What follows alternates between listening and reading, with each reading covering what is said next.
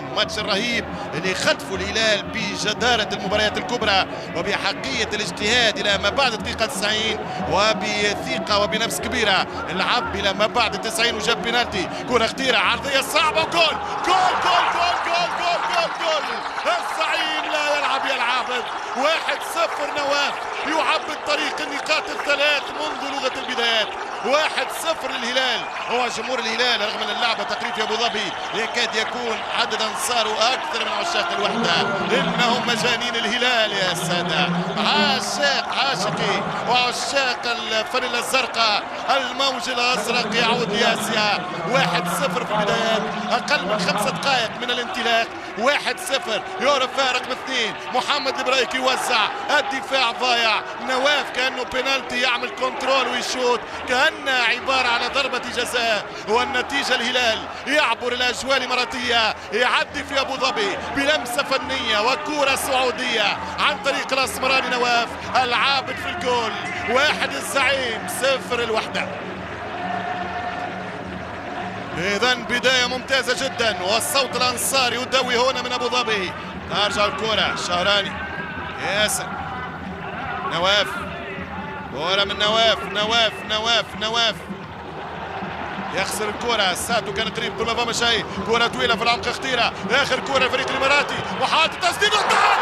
هدف التعادل ضد مجرى اللعب، هدف التعادل. هذه هي كرة القدم، هذه هي كرة القدم. سيباستيان يسجل التعادل الوحدة في وقت قاتل. الهلال ما عرفش يقتل المباراة، نفس سيناريو ماتش الريان، واجيري يرجع في الدقيقة 45+1 عن طريق اللاعب تاليابو، اللاعب سيباستيان في الجول. هدف تاع لاعب اجنبي، كرة ممتازة في العمق، يخرج من راجل الدفاع عبد الله واسامة وساوي كانوا بعد على بعضهم، كانوا يعتقدوا ان الامور انتهت مثل ما كانت اعتقاداتي واعتقادات الجمهور انه الشوط باش الواحد بلاش، ولكن الكرة واجوال من خطأ في عمق الدفاع الهلالي. كرة طويلة كروس لونج تضرب دفاعات الهلال، يمر من هنا ويعبر سيباستيان ويضرب ويعبر الاجواء ويعدل النتيجة للوحدة.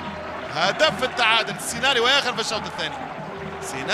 الشوط الثاني، الهلال تفوق على الميدان ولكن الوحدة خرج بتعادل. ان تحسن اداء الوحدة كل شيء يبقى ممكن. هدف لن يخلص على 1-1. إنذار مستحق وقرار سليم. أول مرة ارتكبت خطأ، ولكن الخطأ الأول كان عنيف. كرة ثانية للفريق الإماراتي خطيرة، والهدف الثاني من قذيفة في سقف المرمى.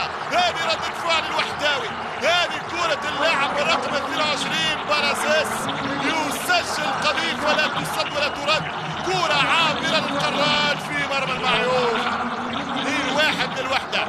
الكامباك اللي عملوه ضد الفريق الإيراني بيرسيبوليس، كانوا خاسرين 1-0 رجعوا متقدمين 2-1. الآن نعرف أنه ضد بيرسيبوليس رجعوا خسروا 3-2. كيف ستكون المباراة اليوم؟ الرصية والتحذير يرجعها كما جات. خطأ من الدفاع، غلطة من هوساوي رجع كرة عبارة باس، أخطاء دفاعية رهيبة وكرات قاتلة، هدية من هوساوي رغم الخبرات، والرصية كانت معاكسة مخادعة من الشهراني. كرة في الجول. 2-1 للوحداوي. 2-1 يتقدم الوحدة. 2 في مرمى علي راشد السويدي. 2-2 لرامون دياز. برشا